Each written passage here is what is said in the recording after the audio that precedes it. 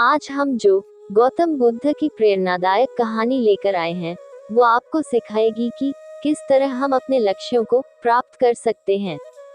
हम सभी इस जीवन में कुछ न कुछ पाना चाहते हैं। हर किसी को अपनी जरूरत के अनुसार गोल्स या लक्ष्य होते हैं।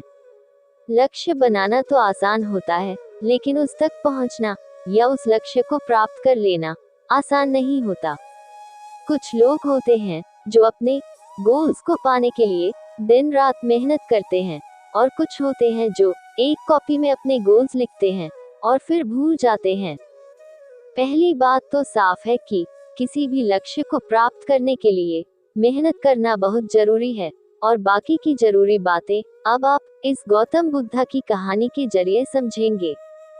ये बात उस समय की है जब भगवान बुद्ध ज्ञान की प्राप्ति कर लेने के बाद जगह जगह जाकर प्रवचन दिया करते थे।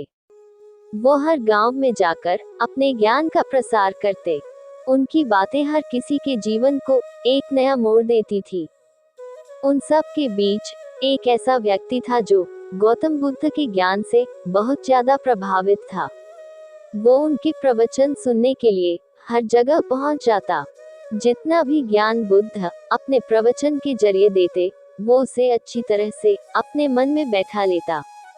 उसका लक्ष्य था कि वो भी बुद्ध की तरह एक आध्यात्मिक और परम ज्ञानी बने। गौतम बुद्ध के प्रवचन सुनते सुनते उस व्यक्ति को साल भर हो गया। उसने महसूस किया कि उसके अंदर कोई बदलाव नहीं आया। वो खुद को वैसा ही पाता जैसे वो एक साल पहले था। उसे लगने लगा कि बुद्ध के ज्ञान का उस पर कोई असर नहीं हुआ, और न ही उसके जीवन में कोई बदलाव आ पाया। न वो एक ज्ञानी बन पाया, और न ही उसका लक्ष्य पूरा हो पाया। इस बात से नाराज होकर वो व्यक्ति बुद्ध के पास गया और बोला, मैंने साल भर आपके प्रवचन सुने, जो भी ज्ञान आपने दिया वो सब मैंने अपनाया, लेकिन उस ज्ञान से मुझ में कोई बदलाव नहीं आया, और आज भी मैं पहले जैसा ही एक साधारण इंसान हूँ। उस व्यक्ति की बातें सुनकर बुद्ध मुस्कुराए और बोले, तुम किस गांव से आए हो? तुम्हारे गांव का नाम क्या है? वहां तक की दूरी कितनी है? क्या तुम यहाँ बैठे बैठे पल भर में अपने गांव पहुंच सकते हो? बुद्ध के सवाल सुनकर उस व्यक्ति को गुस्सा आ गया।